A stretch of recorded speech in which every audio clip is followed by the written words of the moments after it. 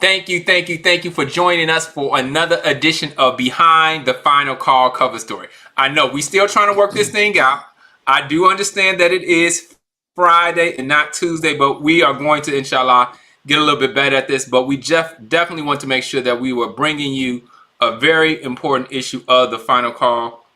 Once again, of course, we are on Behind the Final Call cover story with the editor of the Final Call newspaper, Brother Naba Muhammad. So let's bring him up with a round of applause. And as I always ask, why this cover story? The cover story this week is today's prisoners in the crack cocaine drug war. Why that cover story, Brother Naba? Well, first of all, assalamu alaikum, Brother Troy. Thank you. And of course, we're talking about volume 40, number 24, which is dated March 23rd, 2021. So our cover story, our cover story.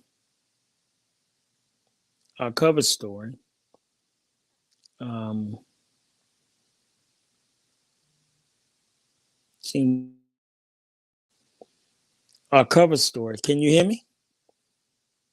I can hear you. I'm here. Can you hear me, Brother now? Naba? Can you hear me now? Yeah. Yes, sir. I can hear you. We can hear you. Okay, I don't know about technical difficulties. But the cover story for today. Today's prisoners in the crack cocaine drug war. Many of us, when we think about crack cocaine, and we think about the devastation that it has wrought on our communities, and we think about sentencing, and we think about unfair laws, and we think about the impact on Black lives, we often think about something that happened yesterday or something that seems like yesterday. But in actuality, we are still grappling with these problems literally today. Can you hear me now? Because I just want to make sure. Yes, sir. That the audio is okay. Yes, sir. I'm good? Yes, sir. Okay, because I can't hear you. I hear you. Okay, great. So I was saying that when we think about this subject, we think about the 80s, we think about the 90s, we think about those addicted to crack everywhere, destroyed families, etc. We may even think about what was at one point 100-to-1 sentencing, where the difference in penalty for crack cocaine versus powder cocaine, it was 100-to-1. So for a minuscule amount of crack cocaine, right? You got a major sentence. For that same amount of powder cocaine, you got almost nothing. And of course, this was related to the racism connected with drug laws, drug policy, and it was connected to crack being seen as the drug of Blacks in the inner cities, even though whites consumed crack at higher levels than Blacks did. But these images and the criminalization of Black folk, as well as violence, because there actually was real violence, there actually was real devastation from this highly addictive form of cocaine. That much is true.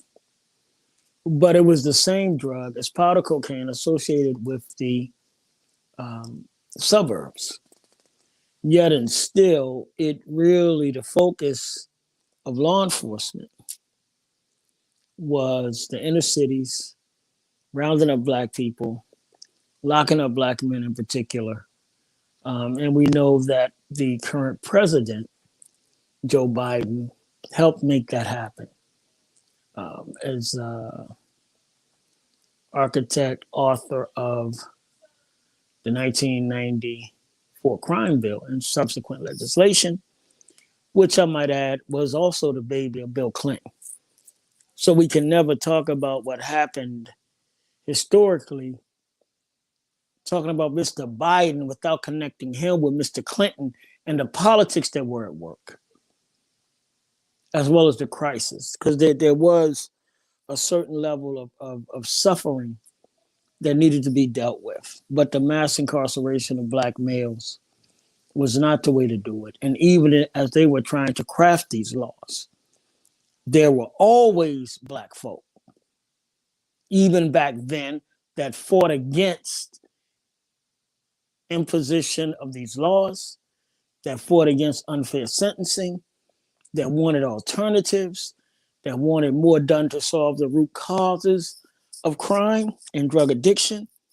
So when you hear this story that everybody went along with it, that's absolutely a lie. Everybody did not go along with it. At the end of the day, members of the Congressional Black Caucus kind of went along with it, but everyone did not. And every member of the Congressional Black Caucus certainly did not go with it. Even Reverend Jesse Jackson opposed it. The Honorable Minister Louis Farrakhan definitely opposed it. And there were those at the times when these laws were being debated and drafted that said, no, this is going to devastate Black communities. Fast forward to 2021. You may have heard about what they call criminal justice reform, which is essentially changes the laws. And one of the ones that they changed was changing the crack cocaine sentencing from not 100 to 1, but 18 to 1. That's current. And so for me, and looking at this issue, and there's also some legislation pending that would change it. But to me, looking at this issue, it is really disturbing that to this day, using a frying pan and baking soda, which is the ingredients you add to the powder cocaine to make this crack cocaine, can end up costing Black people their lives and their quality of lives, and have them be locked up for years at the rate now of 18 to 1. So even though there are fewer people being prosecuted, it is still an incredible destruction of Black life. And there's no reason for it now because you already know it's the same drug. It's been clearly proven. It's not even debated. And there are even those that say the penalties were off. Well, if the penalties were off, why don't you just repeal the penalties? So this article deals with some of the historical aspects of that reality, but it also talks about how this sentencing is stealing life and time from Black people today, even though it's the same drug. And so one of the reasons why we decided to do this story is because very often when the subject comes up, it is discussed as if it is something from yesterday, as opposed to a real problem impacting the lives of Black men, women, and children today. Because when parents go to jail, there's an impact on the children. When a father is out of the home, there's an impact on the home, there's an impact on the community, there's an impact on the woman in that home. And these things now multiply and they add to the erosion of our community. So the story was done by Sister Anissa Muhammad, one of our up and coming young Muslim journalists. You can read it at finalcall.com. But please read this story because this is not just a story for yesterday. This is the reality of Black life and Black suffering still in America today, knowing that the drug is the same, but somehow or another, you can't change the law. And that is why we always have to be very careful when people cry crocodile tears politically, or when they talk about these great gains in criminal justice reform. And here's a very basic law that needs to be changed. It shouldn't be 18 to 1. Harsher sentence when it's crack cocaine versus powder. Lastly, when you look at the opioid drug crisis, which has gripped this country for several years now, and really taken a heavy toll on the lives of white Americans, you saw a totally different approach. You saw a need for drug treatment. You saw a call for special courts. You saw expressions of empathy. You saw questions about what is the root problems. You even had officers driving around with Narcan, which is a drug that can be injected to counter the effects of opioids if you're having an overdose. These things being done as matters of policy. This is what the police did. This is what the courts did. This is what judges did. Totally different from the punitive, excessive punishments that were meted out to Black folk, in particular Black men, in the name of accountability, respect for the rule of law, and protection of life. So go to finalcall.com and you can read about it. Thank you, Brother Naba. I'm not sure if you're able to hear me or not. I can. I'm good now. Okay, praise you to Allah. So there's a lot in that article, and I think it's very important that we're hearing those things. And many that may be reading or listening to the show aren't really familiar with the epidemic, and it's definitely something that has impacted our community in the past. And as you stated, it still has its residual effects. So I appreciate and thank you for making sure that story was brought to light. We want to go to the next story, and we got a lot. The paper is not normally, but it was, it's not realistic, and we don't really desire to go through the whole paper, but it was packed this week. And I'm like, okay, which articles do we got to go through? But this is the second article on page 2, I believe. And it is Saudi Arabia vaccines mandatory for pilgrimage. Can you talk about the importance and significance of this article? This is a very important article because, one, we're living in the age of COVID. So we know that, one, there was no Hajj over the past year. Saudi Arabia is now looking at opening up the ability for people to practice Hajj, which is, of course, the pilgrimages to Mecca, to visit the holy house, the Kaaba, which Muslims are told to do once in their lifetime if they're able to afford it. So now the reopening is kind of happening, but part of that reopening is Saudi Arabia's decision that you must be vaccinated in order to participate in Hajj. So this is very serious. Basically, King Salman of Saudi Arabia announced March 10th that countries will have quotas, will have let me see where I can start. So because of the 2019 pandemic, travel to the holy sites in Mecca were curtailed. And Hajj was limited to 1,000 local and foreign citizens who were already living in the kingdom and who represented their countries, right? So now that is going to be listed. And so nations around the world that have Muslims will be issued predetermined quotas, if you will, of pilgrims that will be allowed to come and visit and worship in Saudi Arabia. But along with that is the Saudi requirement that you take the vaccines. And so the kingdom has now signed off on accepting the Moderna, the Pfizer, and the AstraZeneca experimental vaccines.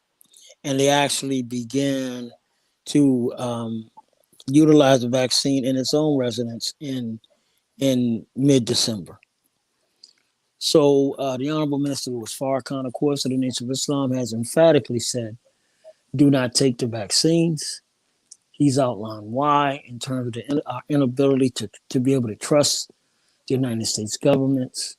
He's also called for us to, as Black people in America, to seek out better treatments from around the world. He's also called on our experts to come together to examine anything that will be given to our community independently to make sure it is safe, as well as to reach out and see what better treatments are available. I'll add just by way of information.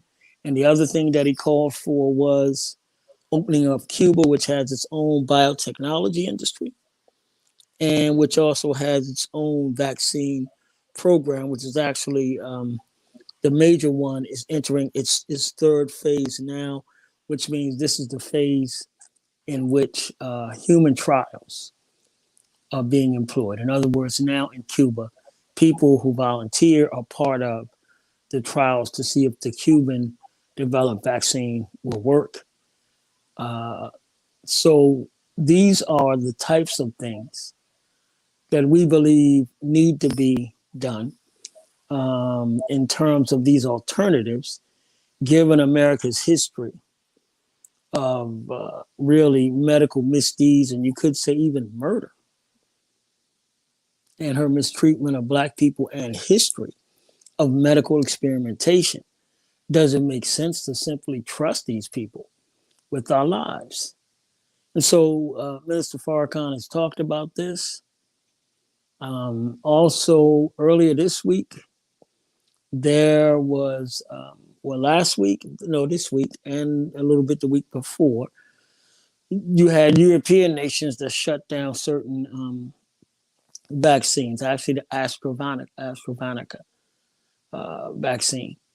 Some of them are now opening up. This was opening back up. This is in Europe. There was concern that the vaccine may cause blood clots. So again, there's still questions and legitimate concerns about these vaccines, and you got a man who is offering you divine guidance, offering us divine guidance. So read the article and you'll see, you'll read about the Saudi policy, and you'll get great analysis from Imam Sultan Muhammad, the national Imam, Sultan Rahman Muhammad of the Nation of Islam.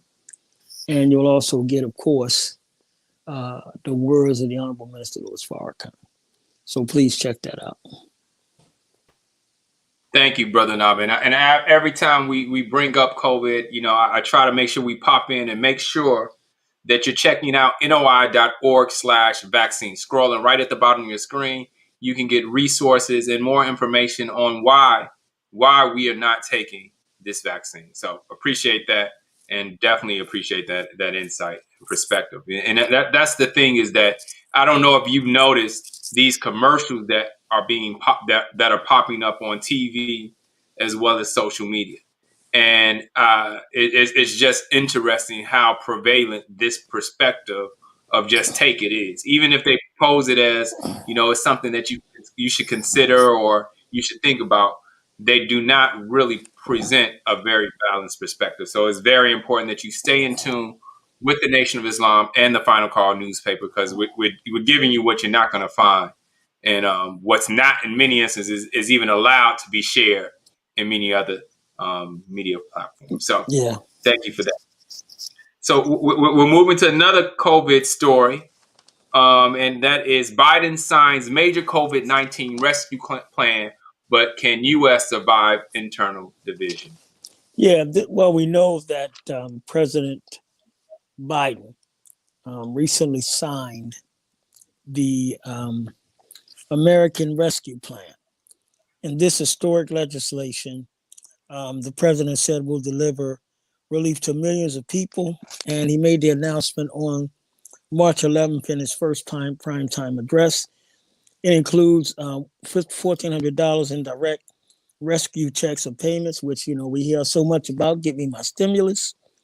And then there are other things that provide assistance to families that are supposed to curb poverty, as well as assistance to states and other entities that have been kind of financially and economically devastated by the COVID-19 pandemic over the last year. But the other part of that is still this division inside the country, the inability of lawmakers on the right and the left, Republican and Democrats, to come together to decide what is best for the country. And you still see that going on and on, even when it comes to the description of, and handling of those who literally tried to overthrow the U.S. government on January 6th. So the article deals with this historic legislation, but also deals with these historic challenges that still exist. And again, you can get that at finalcall.com, and you can get your subscription at digital.finalcall.com. And of course, you can always get your local member of the Fruit of Islam to deliver the paper to you, or you can get it from regular places, local places. But it is absolutely available through the use of modern technology. Get your digital subscription. Very inexpensive or reasonable price, and it can be delivered to your phone, your email, your iPad, your whatever device, whatever kind of electronic device you want. So, but you can subscribe at digital.finalcall.com, or just go to finalcall.com and click that little tab and subscribe. Thank you, Brother Namba. And of course, I don't know if everybody's major noticed. COVID-19 rescue plan, but can U.S. and you survive may hear internal that division? By Askia Muhammad, senior editor, Washington, even as President Joe Biden. So if you I don't know if that was clear, Brother Naba, but you can have the paper read to you. So if you're in the middle of something, you got other things going on, you can actually go ahead and just have the paper read to you while you're in motion from your phone, from your computer, from your mobile device. And so that's just an added benefit. So take advantage of that. The next article I want to jump to, and we got a lot that we're trying to get through, but this is a very important one. The situation is dire. The health battle of Mumia Abu-Jamal and a call to action. Can you give us what's going on with our brother? Yeah, well, definitely want you to go to finalcall.com right now. Scroll down on the front page and you'll see this article. Mumia Abu-Jamal, of course, is an American political prisoner, former member of MOVE as well as Black Panther. He's been incarcerated now for decades for the killing of a police officer. And there have been major problems with that case and major questions about that case and major fights over that case. But still, Brother Mumia has suffered. And now his health condition is really getting worse and worse and worse. And he's suffering. And for example, he's got different injuries that are showing up on his legs. He's had other ills that he is not getting proper medical care for. And so this just becomes more and more of cruel and unusual punishment. And whether or not there's an attempt to simply keep this man locked up until he literally loses his life. So Pam Africa and others are leading this call that Mumia Abu-Jamal should be released and he must be given the medical care that he needs to preserve his life. So you can, again, get that at finalcall.com. And if you go to the end of that article, it will give you how to get involved, who to call, who to email, who to connect with, because we have to take action. We have to take action. We cannot simply stand by and just allow this to happen right before our eyes. So you can also text 267-636-3802 for more information, okay? But go to finalcall.com, scroll on the first page, and please read and respond to this article. Thank you, Brother Naba. Moving right along to the next piece that we have here. And of course, man, you can see that we're not even touching the surface of these articles because, you have the opportunity that you can go and get them yourself. But I want to jump to this one. Justice for Kendrick. Finally, a troubling Georgia case is reopened. Yeah, this is the case of Kendrick Johnson. If you remember some years ago, you had the case of this young Black man who was a student, high school, 17 years old, who was found in a gym mat in a Georgia school. And it was said by the authorities that he was trying to retrieve a a sneaker, and then he ended up being trapped in this rolled up mat, and he died as a result. Well, now, thanks to the work of an activist in Atlanta, and thanks to the world, well, I'm sorry, an activist in that area, and thanks to the family, that case is being reopened on a local level. And we are hoping now, and the family's hoping now, that there will be justice for Kendrick, because they believe that his 2013 death was not accidental. They believe there was harm done. They and others have been fighting to get it reopened. And one of the things that's important, the brother whose efforts finally resulted in this information being sent basically from the federal government. He goes to courts to get the approval, has now been sent to a local sheriff. And so that local sheriff, whose authority covers Valdosta, Georgia, and this crime happened the incident happened at Lowndes High School in Valdosta, Georgia. Well, now the local sheriff for that area is willing to look into the case. So now we will see. The family has had 2 autopsies done, and those autopsies found that Kendrick had basically been assaulted and that his death was not an accident. So the family and others have been fighting for some time. And part of what actually led to this was the fight for Breonna Taylor, where certain information from the grand jury and other sources was eventually made public. So that kind of fortified the brother who was trying to help the Johnson family in Georgia. So whenever we stand up and whenever we fight, we never know who may benefit. But that case has been reopened now. Praise you to Allah. Thank you for sharing that. And it's important that as we all of these things that happen and we have stood up, and many of us have stood up to fight for, is that we don't let those stories die, even though they may be moved out of the public and dominant media. It is important that we make sure that we continue to let their voices and their memories be heard and remembered. So thank you for that, Brother Naba. So Speedy Variant power virus surge sweeping Europe. You mentioned this and touched on it earlier, but can we go a little bit more into that piece as well? Yeah, this is basically now we're moving into the international arena, and we're talking about different places in Europe, places like Italy that have seen kind of a resurgence of the virus, the COVID-19 virus, and they've seen this variant. And now they're concerned again that they will have to go once again back into lockdown. So this again, it bears witness to what the Honorable Minister Louis Farrakhan said actually July 4th, 2020, yes, where he warned that this virus would continue to mutate.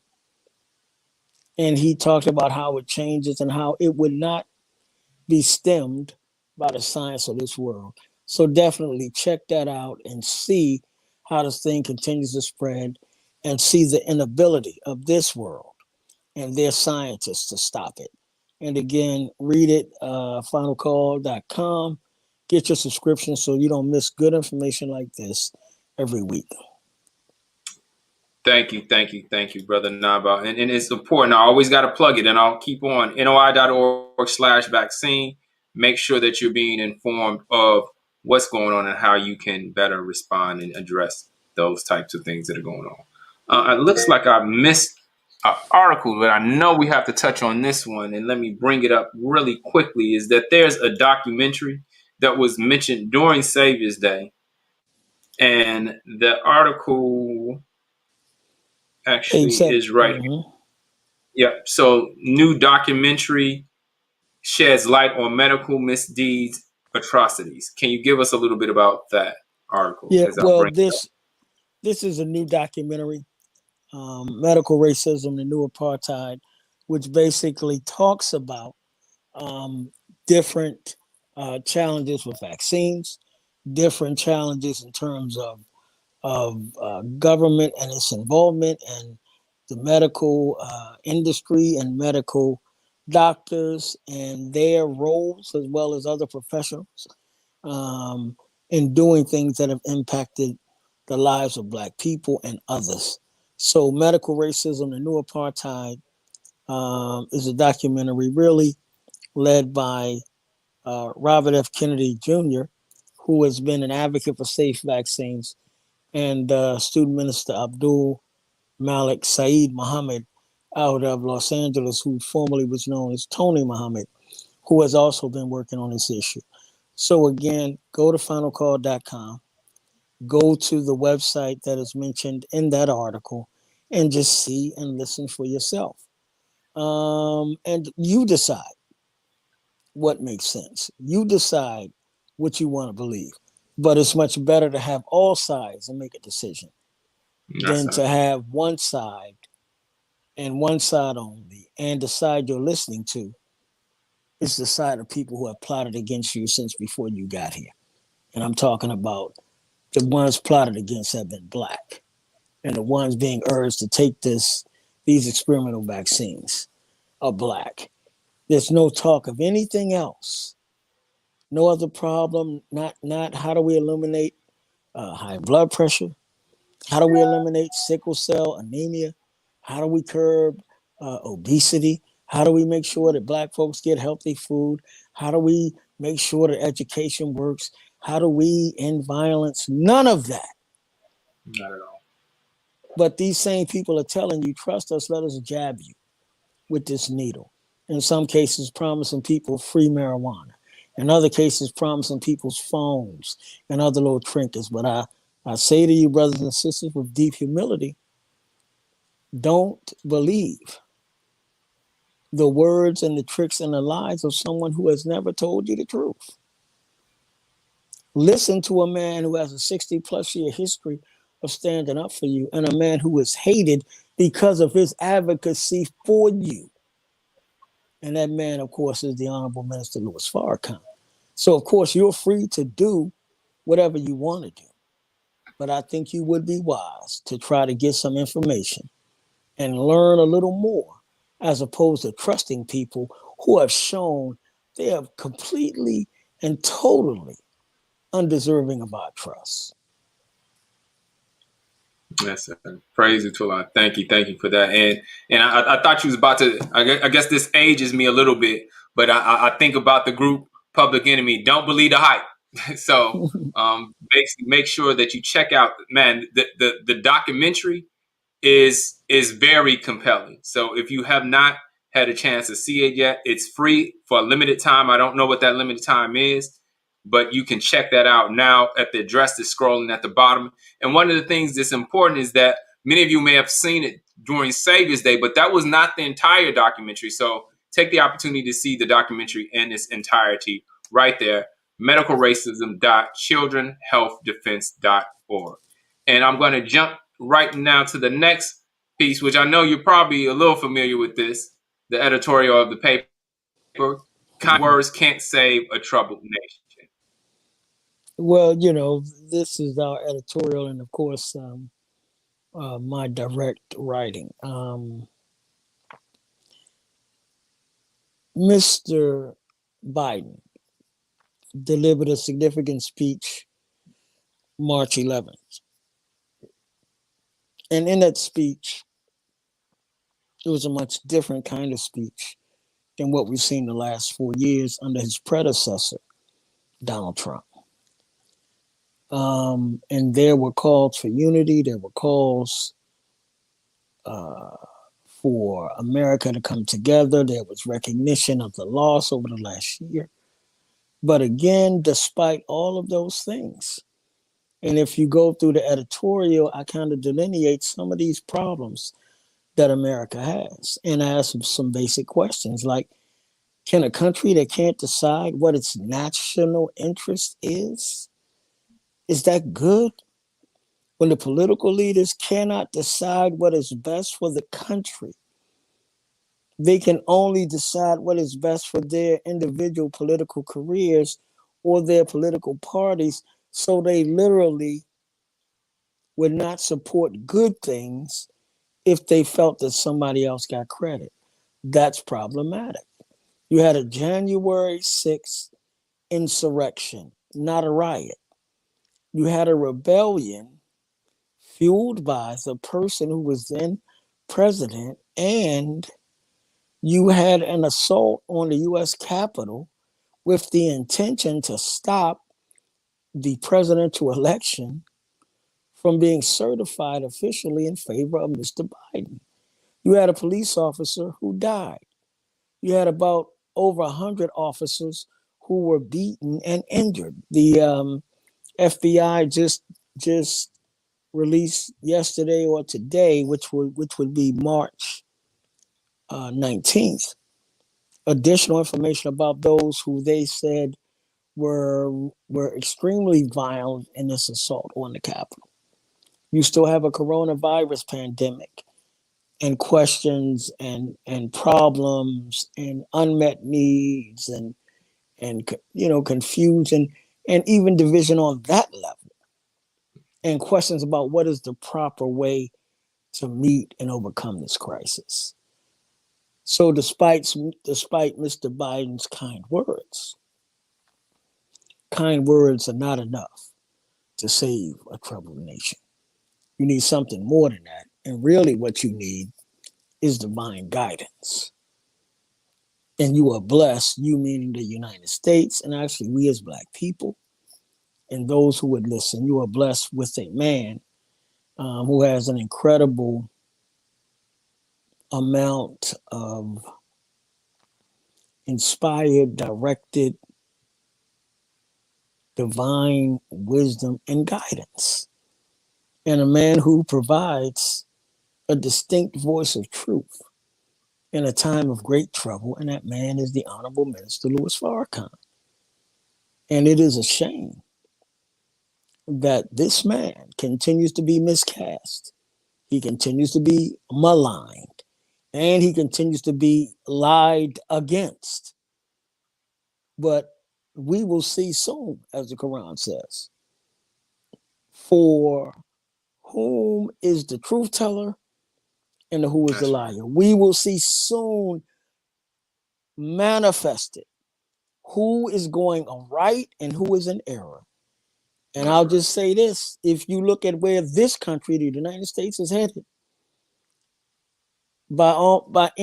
choose any indicator that you want for the country and for Black America, and this country is headed in the wrong direction. Yes, sir. And so, we can listen, we cannot listen. But the duty of the messenger is a clear delivery of the message. And the hope of the messenger always is, the hope of the divine servant of Allah or God always is that the people will hear, listen, repent, and return back. That's right. To the place where they can be blessed and save their lives. So finalcall.com, check it out. And that seemed like a perfect leeway to the next two articles. And of course, that is not that one, but America surrounded with the judgment, with the judgment of Allah. So that is the Honorable Elijah Muhammad's article. Yeah, so you're saying America got a double judgment. It's got the judgment with the judgment with the judgment. So we got a little typo there, but basically it's a great article by the Honorable Elijah Muhammad. And if you have not read what this man writes, you are depriving yourself, because he writes of the judgment of America. Now remember, when the man wrote these things and when he first started preaching these things, because his preaching of these words exists before the books were actually published, right? So this article was reprinted from The Fall of America in 1973, but it was not introduced into the world in 1973. It was introduced to the world in the 1930s. It was then put into a book in 1973. So read it and you'll hear about what divine judgment is, what those judgments are, why they're striking America, and what you need to do to get yourself out of the way so that you can survive.